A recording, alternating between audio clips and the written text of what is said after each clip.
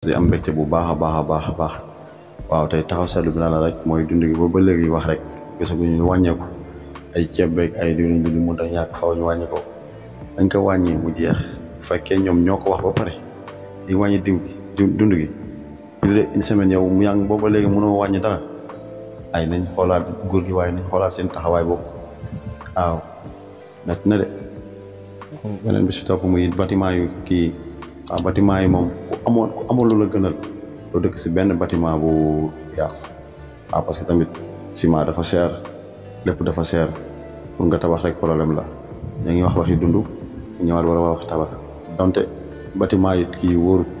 na nguur gi nañ xool nañ ci jàpp ñi nga xam ne ñoo dëkk si bâtiment yu yàqu yi ñi nga xam ne dañoo ñor dimbali leen te yàlla tax ñu defaral leen ko wala ñu tegal leen yeneen condition beneen bis tam muy Mimi Touré waaw Mimi Touré mu ngi kaas rek waaw Mimi Touré nag loolu man moo da ngay wax ni ñu bokk ci famille Macky Sall dañoo war a génn ci nguur gi bi nga nekkee ci nguur gi moom ñu ngi woon ci biir nguur gi te yow taxawoo kaas ka bàyyi ba génn ci ñoom commencé di wax lu mel noonu Touré bàyyi sa xel bi ngay fooyee bàyyi Sénégalais yi ngay jéem a manipuler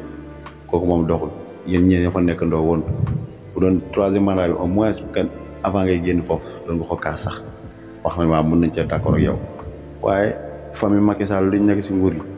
Mimi Touré yaa ngi woon ci biir bi ñuy nekk ci nguur gi yaa ngi ci woon bi ngay nekk ministre ngay nekk premier ministre de la justice yëpp ñu ngi woon ci biir bi ngay nekk leneen ak leneen ba bàyyi ba tey ma génn affaire yi neexatul nga commencé indi naan da ngay yóbbu loi foofu doy na waat imam bi nga xam ne moom lañ faatoon moom kooku moom nguur gi na si teg loxo bu baax te si taxaw bu baax waaw doo jiite sa juma mu dem tabax juma ba muy waaj a egg ñu fekk ko fa daal koy rey képp ku ci tax rek nañ la teg ci yoon mu nekkoon seen taxaw seetlu am contentement bu am mbégte bu wér-wér yéen jaajëfal di leen ñaanal jàmm di wax ngeen wéy di gën a abonné rek gis nañ encouragement yi jërë ngeen jëf